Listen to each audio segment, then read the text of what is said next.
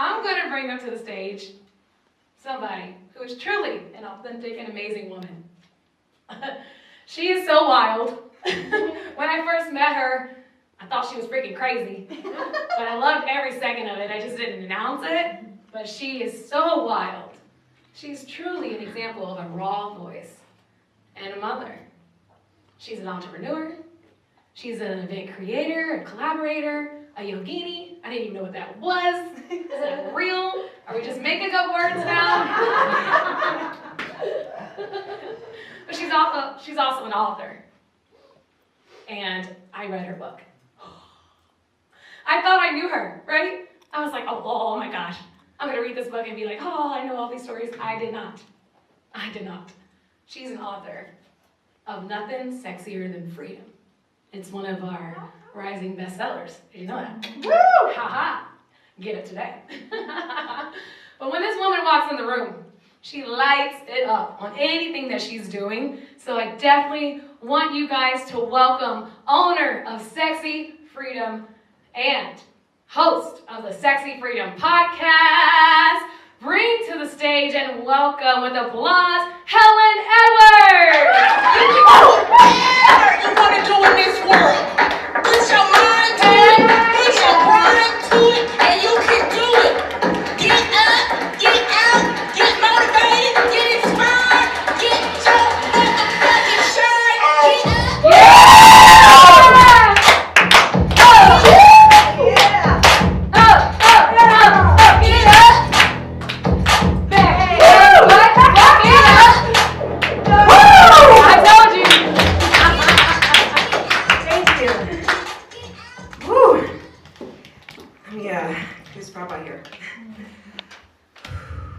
Thank you so much for showing up. Showing up is what you did, and that to me means so much. I'm nervous right now, not because I haven't spoken in front of tons of people before, but because I'm about to share a story that means I have to go back in time. I don't like to go back in time because my past is very full of pain. I might be the first person to cry on this stage. I was surprised nobody cried before. Let me just take this off here. So, showing up is what I teach. I'm a retreat leader and I teach this out in workshops, and I teach people how to show up, how to create action, take action, and execute what their goals are. Does anybody in here have goals? Raise your hands if you have goals. We get in our own ways, obviously, because that's really what happens. So I go and I teach and I preach about how to get out of your own way. And I give you the tools from where you're at to get there. But was I always somebody who showed up? No. In fact, let's take a journey to the past here. See, there was this little boy. He was the most precious thing on the face of this planet. He was so cute and everything to me. He was my world. And at 6 years old, I knelt down and I grabbed his shoulders and I said, everything's gonna be okay. I'll be back for you.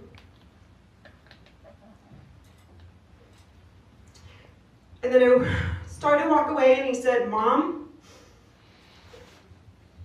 I'm gonna be okay. I just hope you are. He was so brave. And I walked out the door and I didn't return and I didn't come back from. And that was one of the hardest things I ever had to do in my life. And because at that moment I realized what I did, I invited grief into my life. Now, grief, you think you can take on grief. Grief has been around for ancient times. Grief will take you down a path that will destroy you. And I thought to myself, you know, I hear stories all the time. People meet me and they'll say, I'm so strong, I'm a single mom, I'm so strong. And I thought I would give anything to be a single mom. So I started to hurt myself and punish myself for walking out of my son's life. So I self-sabotaged in many relationships. I made sure I could never have a kid again, so I went and got my coils burned. I couldn't be with any men who had young children because I couldn't bear the thought of taking care of another child when I couldn't take care of my own. Now, it's not that I didn't want to be a mom. It's not that I was on drugs.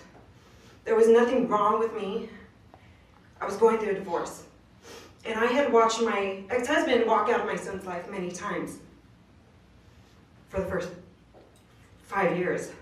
He would leave and then he'd come back, and then he'd leave and he'd come back. And I'd watch my son's heart just break every single time. And as a mom, as a dad, as a parent, you don't want to see your child suffering. It hurts. And when we decided to go through our divorce 8 years later, I fought. I went to court, I did the whole court thing. I took my entourage with me, my girls, and we all rallied up and we're all there. And I didn't have a car, so I called my ex-husband, can you give me a ride? And he was pissed about it, but he said, okay. And he said, why do you have your whole entourage here? And I said, I need backup, just in case. He said, in case of what? What am I going to do? We're trying to figure out the custody. Well, if you've been through the courts, it's hell. You don't want to go there. So they got us a mediator, and the mediator had us try to figure it out. And I remember getting on the phone call with a friend that night, and he said some words that forever changed my life. He said he's a good dad. He's making the money. He wants to take care of his son. I wish my dad had done that. And he said these words, Helen, why don't you just let a man raise a man? And at that moment I realized, okay, it's the hardest thing I ever had to do. So when we went to court the next time, I gave up my sole custody rights to let a man raise a man. And that young boy, his name's Bear. Bear, I call him Bear. He's now 19 years old. He's amazing. He's in the Air Force. I'm an Air Force mom, it's amazing. But a man has rose, I don't know the right way to say it, has risen a man. And I am so proud. But during those years, having my son come to me and having to say bye every time was like the grief starting all over again. I was a mom who had to pay child support. And because of the grief, like I said, I self-sabotaged my life. I got into alcohol, and I partied 5 to 7 nights a week with 3 jobs to support my habits. And I tried to kill myself a few times. One night I remember drinking so much, and I thought, I don't care who I kill on the freeway. I just hope it's me. Got in my car and I drove recklessly, and I just think of those times like I was so full of pain. But something was growing inside of me, and I didn't quite understand it. But I wrote a chapter on it in my book, and it's called The 3 Heads of Her. And I realized, just like the Trinity, I have a Trinity within me. Like a dragon that has 3 heads. My first was the demon. The demon within me likes to destroy, self-sabotage, self-doubt, self-loathe, feel sorry for myself, physically, mentally, spiritually hurt myself. Then there's the healer. The healer has been there forever, just fa la la la la la. You know, wants to see this world a peaceful place, is the one who transpired, let's go climb the woo-woo tree. The healer is all about that hippie, gypsy love. And then I slowly started to notice there was a third emerging. And that third was the warrior. And it's almost like the warrior was sitting back the whole time, just kind of kicking it, like, I feel like, no, it's not time. You got to go through all this stuff. You got to go through it. You got to, no, I'm not coming. I'm not coming out. I'm here, but I'm just, you need to go through it. And then when the warrior decided to come out, it started when I used to come to events like this. Because I was desperate. I was desperate to figure out a way that I can make money, because I thought money was going to solve all my problems. Money was going to pay off the back child support and all the child support I own. It was going to make me available for my son for all these events that I'm missing in his life. It's going to help me get closer to him. Because if I had the money, I wouldn't have to work these 3 jobs. And a few years ago, my brother fell in the same position as me. He ended up getting served with child support payments or papers, and I remember talking to him, and he was freaking out. What am I going to do? What am I going to do? And I had already started on this journey by myself because I didn't know there was help out there at the time. I wasn't on Facebook, I was more just trying to figure out my life with my friends. And my brother, he said, 2 years ago, I don't know what I'm going to do. I can't be away from my kids. I don't know how to pay this child support. I said, listen to me, little brother. I've been there. I know it's hard. We'll get through it. I'm writing a book right now. Wait till that book's out. You're going to be my marketing guy. We're going to make so much money. We're going to be able to see our kids. And that was the plan. So, with these 3 jobs and my broke ass, I thought, how am I going to do this? I have nothing to give. I don't have money to invest to make money. And I read a book by Zig Ziglar years ago, and I remember his story. He was talking about how he just jumped in his car and went to shelters and started there. And I thought, I could do that. I know the streets. I'm from the streets. I could do this. I will go, and I'll get in the shelters, and that'll be my way to give back, because I feel like the universe is saying, if you give back, you're going to get in return. So I'll start there. So I used to go to the shelters once I got clear to get in. And it was just me and my little boombox. And then a few of my friends started coming with me to help me out. And I would tell them, I'd create these little worksheets, things that I just read in books, and I'd say, I'm going to do this with you because we're on the same path. We're doing this together. We're going to climb together. There's no watch me rise in my world. There's a come with me, we rise together. So I taught for 4 years. I learned a lot about people. I even had a guy with schizophrenia get in my face and just start screaming at me, and he's spitting all over me. And I remember I told Carrie this story. I was shaking. I was so pissed. I was like, this mofo don't get out of my face. But I had to hold composure. And he was mad at me because he said, you don't know what we're going through. You don't know. Talking about all this positive stuff up in here. And I remember thinking, oh my God, is he right? And I left that day and I called my dad and I said, Dad, this guy, my dad's laughing. Non, they call me Non, don't worry about it. They're just in a dark place. It's okay, keep doing what you're doing, keep doing what you're doing. And my dad was so proud of me. That conversation I had with my dad about that guy and just telling him everything that was going on, he was so proud of me. And I was even like, Dad, when you come out to Phoenix and you see what I'm doing, I'm going to help you too. I'm going to help you get your life together. And he was like, I look forward to it. Well, 2 weeks later, my dad passed. And that grief again. And I wilded out, I spiraled. But then I got it together because I spring back. The way I work is I fall, but then I spring back even further forward. Because I use that fuel to get me to spring even harder and further. Farther sounds best to me. So I started speaking at the shelters and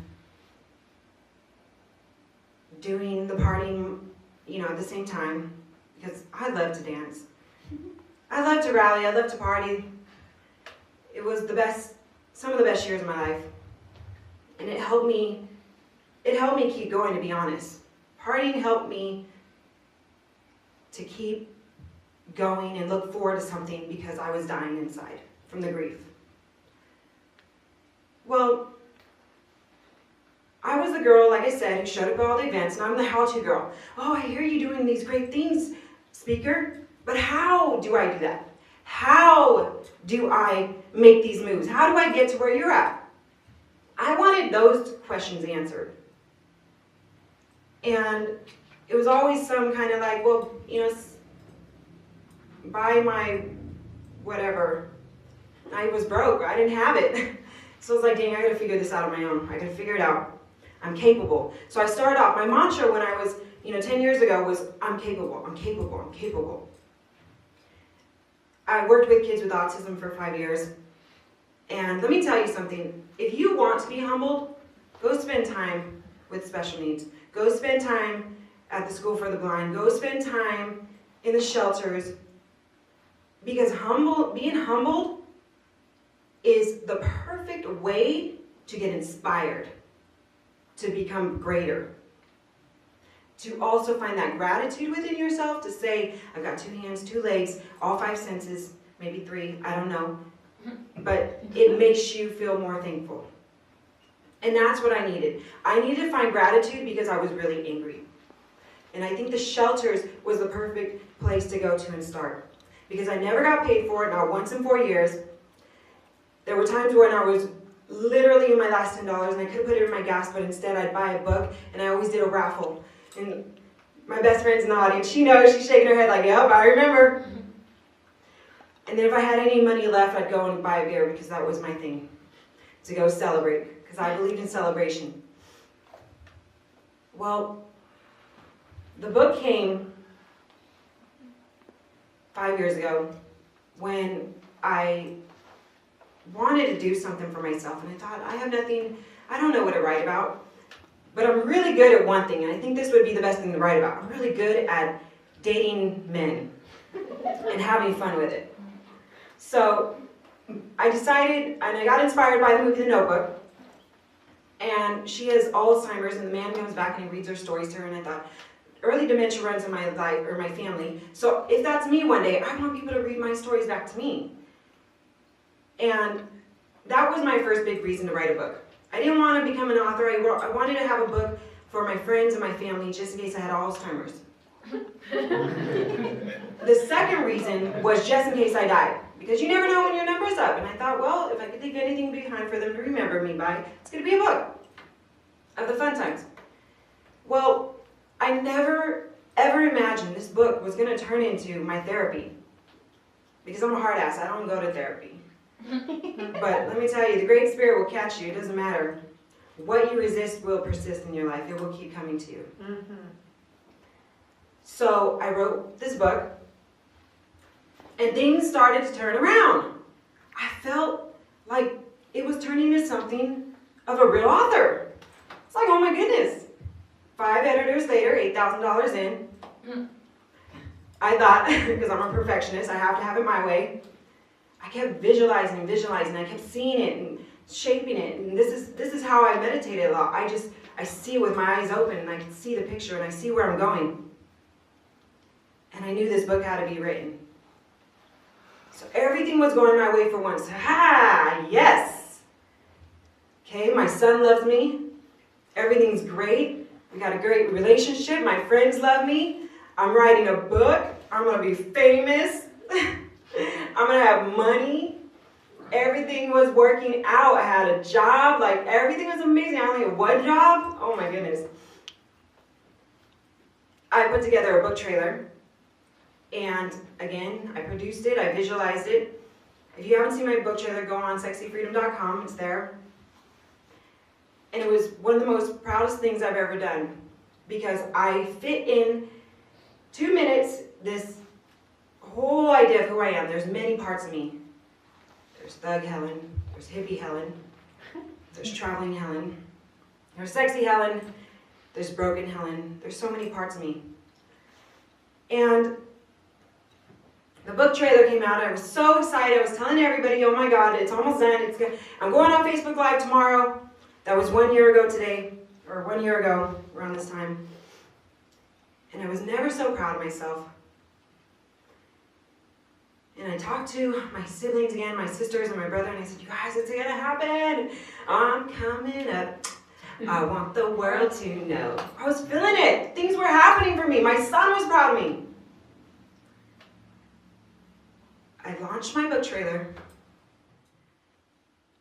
And then my mom called me and told me that my brother had killed himself.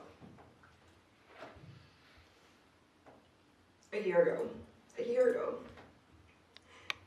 Now, if you have siblings or you got people that you love has been in your life for your whole life, see, I'm the big sister. I've changed diapers of his. I held his hand and walked across the street. I babysat him when mom wasn't around. This man has been in my life my whole life. I was his protector. My brother died with $32 in his bank account. And I soon learned that he had made a call to his kid's mom and said he was having trouble paying child support. He was sleeping on somebody's couch. Now, a lot of people don't know this, but I'm a nomad. I sleep on people's couches for a living. I move 3 to 5 times a year. I love to be moving around. And I'd spent all my money on this book. So we were in the same exact place. And I was so angry because he tapped out. I had a plan. We had a plan. We were supposed to execute it, and he tapped out. And I felt left alone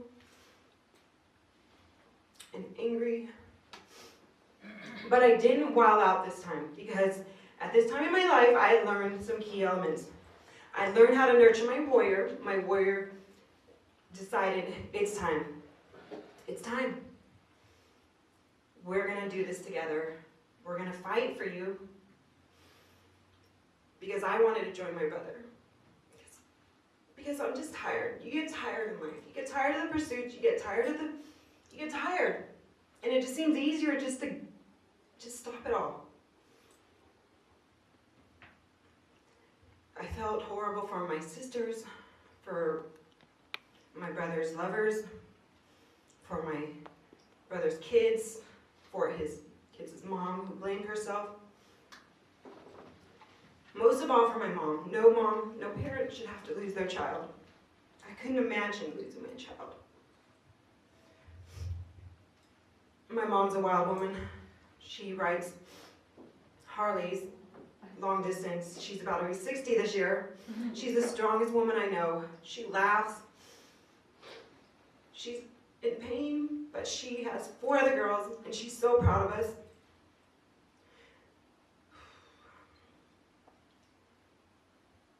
At the time, I was teaching yoga in the jails, because I'm always a person who contributes. I contribute, I give back. That's what I do.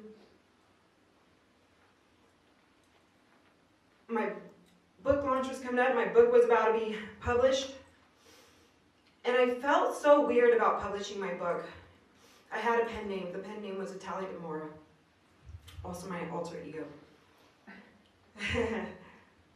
Well, at the last minute, I decided if I'm going to do this book, because this book is all about truth, And if I'm going to do this book, then I'm going to change the name to my name, Helen Edwards. And I'm going to go all in. So I did that. And then I decided if I'm going to do this book, I want it to be a book that's going to help other people. Because it's going to help me, because it's helping me right now. So I dedicated the last chapter to suicide awareness and to my brother. And I give a lot of tips in there of how I've made it through without taking my own life, and how I'm going to continue to make it through. So it's not a book that ends with like a love story.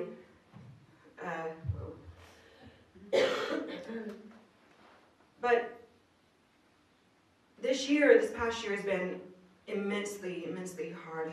My warrior's fighting for me, my healer's helping me heal, but my demon is going haywire, because this was devastating.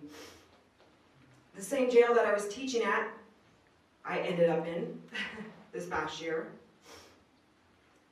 I was on house arrest. I went through a storm, boom, boom, boom, boom. As soon as I was off house arrest, I got in a car accident. I ended up in the hospital. And my son asked me not to come to his high school graduation. And I just thought, God, okay. And there was a moment when I was on house arrest, and I literally laid down and I thought, I'm going to get depressed. But then my warrior was like, the hell you are? You worked way too hard to get to this point. There's no getting depressed this time. No, this is the time. This is your opportunity. Your opportunity to practice what you preach. Mm-hmm. To do what needs to be done. To make those moves and move forward. You're over there, the how-to girl. Well, this is how you do it. One step at a time. And adapt. That's how you got to do it. So I did. I thought, okay, well, I'm going to take this opportunity while I'm on house arrest. I'm going to do some yoga videos and just hide that little thing. And read. When's the last time you read a book? And meditate and pray. Play with my hair. Go on some dating apps. You know, you gotta live a little while you're stuck inside. And I thought to myself, just wait till I'm out of this storm. Ooh, Lord, just wait till I'm out of this storm. Just wait till this bird gets to fly again. And I did. So my son invited me to his Air Force graduations coming up in December. Woo! Yeah. And I would tell my friends and family, 2 years ago, I got out of $13,000 debt. And I knew in order for me to fly forward, I need to get out of debt. Because like I said, money was a big issue for me. And I learned how to save. I learned how to pay. Because I don't want to be a slave to the lender. Because true freedom to me means being free from many things, including money and debt. Amen. So I got knocked out most of my debt. But the debt that still hung over me was child support, back child support. And let me tell you guys, if you ever have to pay back or any child support, it's awful. It's awful. You feel tied to the system. You feel tied to the person who's put that on you. It's a thorn. It was a thorn in my side, and I just would always tell my friends and family, just wait till I pay that off. Oh my God! Once I pay that off, I'm gonna fly. Well. A week ago, no, today's Saturday, earlier this week, I received an anonymous phone call. And the person on the other line said, you know, I'm coming across some money, and I've read your book, and I know what you've been doing for the last 10 years, and I believe that if you didn't have this debt, you would be of greater purpose in this life. You would be of greater use.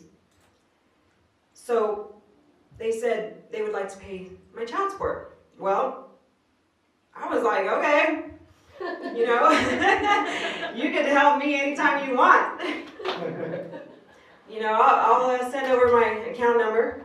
You can just make the payment. Thank you. And the more we talked, they said, you know, I'm telling you, I prayed about this and prayed about this and prayed about this. And they said, every time I was done praying for the last couple of weeks, you're the one who came to my mind. You're the one who came to my heart. And the more we talked, I said, wait. I feel like I'm missing something here. Are you talking about you want to pay my whole child support? Like everything I owe? And they said, yes. Mm. And I said, whoa. Okay, hold up now. I start confessing my sins and shit. Like, okay, I've had this chance. Okay, I've already had this chance. Are you sure you want to do this? Because I had the money to pay the child support many times. But I put it in my book. I put it in these events. I put it in these workshops. I got my hair and nails done sometimes.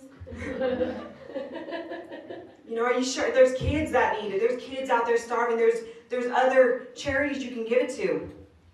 Are you sure you want to give it to me? Yes. They said, well, it's not really me, it's God. I said, well, I'm not converting to Jesus. I just hope you know that. Like me and the Great Spirit, we got a thing going on. And I'm good with that. They said, don't worry. No, that's not the point. And I started crying. I was like, this is unbelievable. No way. Somebody wants to pay my debt? This kind of stuff doesn't happen to people like me. I don't know anybody that this has happened to. So I got off the phone. Well, before I got off the phone, I said, if you change your mind, I just want you to know it's the thought that counts. And then 2 days later, Thursday, I got a text that the transaction went through. So I immediately got off work, ran home. I video logged it and everything. I was like, this is going down. Took pictures and shit like I'm on, a photo shoot. Pressing the button, here it is. Screenshot it. They paid off $7,959.84 of my debt. Wow. Asked for nothing in return except that I keep them anonymous. Now, I don't even know if I'd pay that off for somebody. But to have somebody to believe in me and what I'm supposed to do in this world, that's insane. I didn't tell them that. They're probably hearing it now. But it's just, that's love. That's people loving people. That's people believing in people. That's the Great Spirit giving me a sign that I'm on the right track. Mm-hmm.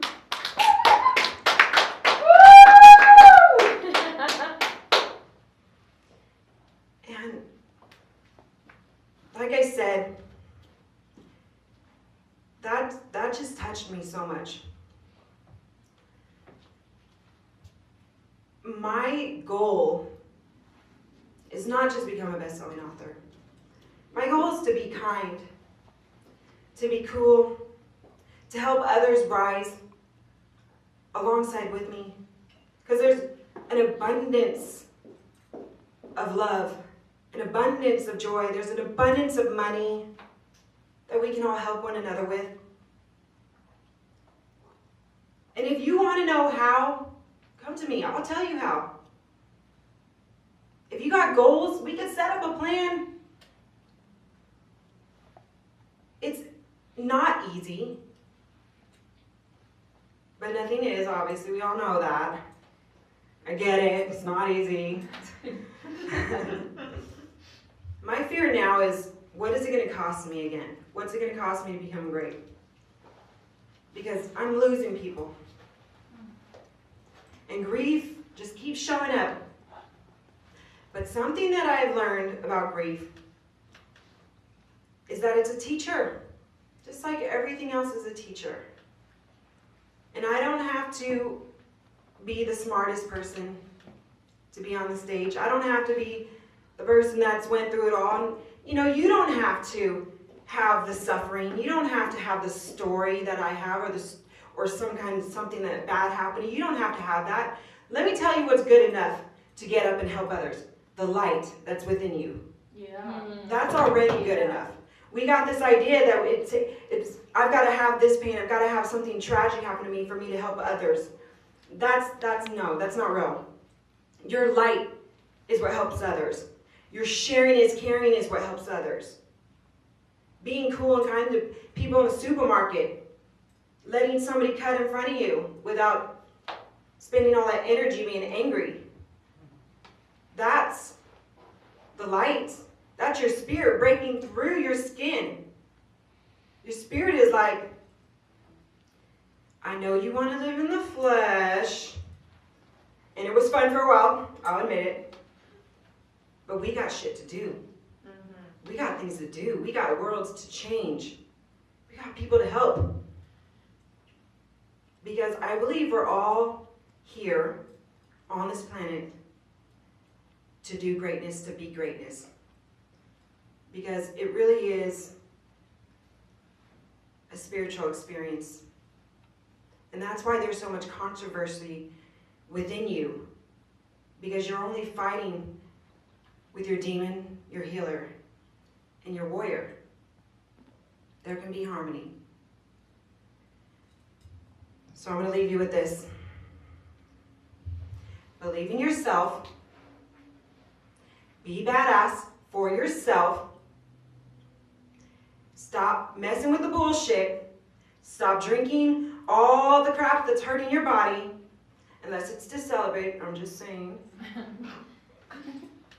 Stop hurting other people because you're hurting. Stop blaming your past. Stop blaming other people for the shit you don't have.